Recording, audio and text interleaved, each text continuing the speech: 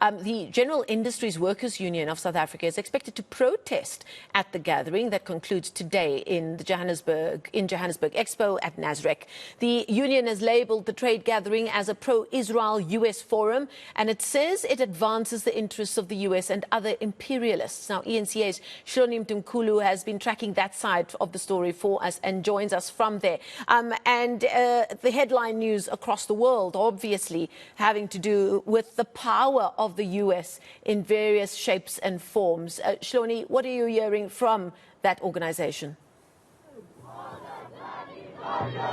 Yeah, Marcel, I don't know if you can hear. Well, they've just ended now, but they were saying, Biden, Biden, all the blood is on your hands. And Giwusa, as well as the other groups that are part of this coalition, the SAPDS coalition, they have a wanted poster, and US President Joe Biden is on that poster. They say wanted Joe Biden, protest genocide, and they say no business as usual with USA funders of genocide. And as you can see, Katie is showing you just some of what is happening here, some of the banners that are here that are saying free Palestine, boycott apartheid Israel, dear world CBC us with the images of the children that have been affected by what is happening in Gaza. So some of the banners say stop arms supply to Israel, SAG say no to Israel apartheid. There are a number of different groups that are here. There's March for Palestine that is here. The Palestine Solidarity Campaign is here as well. So there is a lot of support that has come out of it. We got here around Hoppers now. There were not a lot of people, but there's been a groundswell of people that have come here. They did say they expect about 200 people to be here, 200 to 300 people.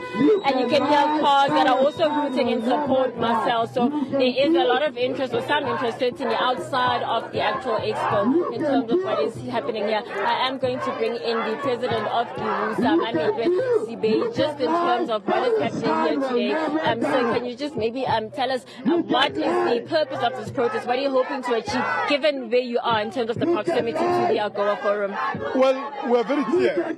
For us, we demand an immediate ceasefire, and we demand that the U.S. imperialism, the U.S. state must stop its funding, its arming, its equipment, its cheering and edging of the Israeli regime in carrying out the genocide against the people of Gaza.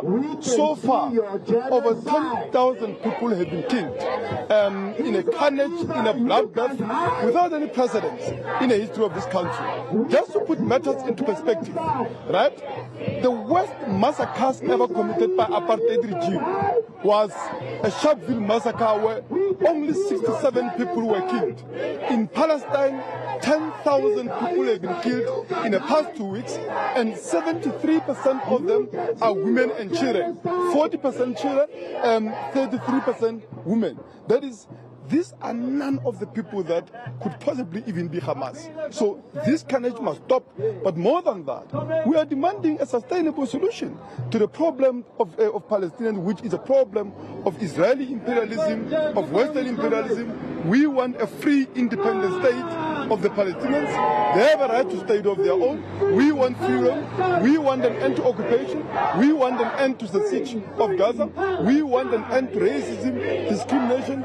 We want the right of the Palestinians who have been expelled since 1947 to return to their homes. We want a Jewish settlement on Palestinian lands to be dismantled. This is the reason that we are here, and we are saying South Africa cannot continue with business with the US as usual. This is a government, this is an imperialism which is promoting its agenda, including by means of this AGOA program, which one of its conditions is that it must be extended to countries and governments that are promoting a foreign policy interest of the US. And in this step in there. You talk about that it can't be business as usual. We know the president opened officially the forum yesterday. He didn't mention Palestine at all. What message do you have to say to the president then? It is a treachery, it is a betrayal. The ANC government is rhetoricing on the issue of Palestine. The fact that 29 years into their rule, we still have an Israeli ambassador here and not expelled.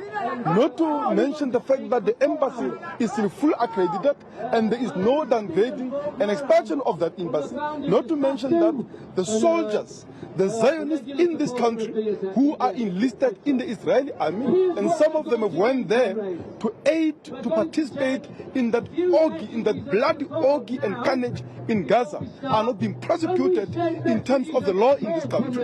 All of that are betrayals of the ANC, but they are not surprising, because the reality is the accession of the ANC to global capitalism and their management of capitalism in this country in the interest of imperialism means not only have they betrayed the black working class in this country, but the working class everywhere across the world. Because ultimately, a foreign policy of any government is an extension and application of the domestic policy of that government on the international plane.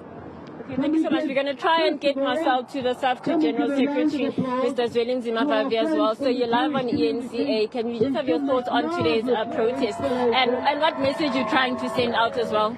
Well, we're trying to send a message that says the American regime, which is here distributing some sweets of imperialism to about 33 African countries, is not welcome here, because that government have blood of the Palestinian children, women in their hands. As we speak, the arms from America are conducting one of the most genocidal acts of brutality we have ever witnessed in our lifetime, where at least 500 people have been dying every day since their so-called revenge against Hamas on the 7th of October this year. This is something that is just spectacular. We've not seen something of this kind. Every time you turn into your social media and to really, truly independent news lines, we see the genocide. We see how children are being bombed. We see how parents, women are crying over the bodies of their lifeless children. We are pained, and we're here to protest and to call all South Africans, don't look on the other side.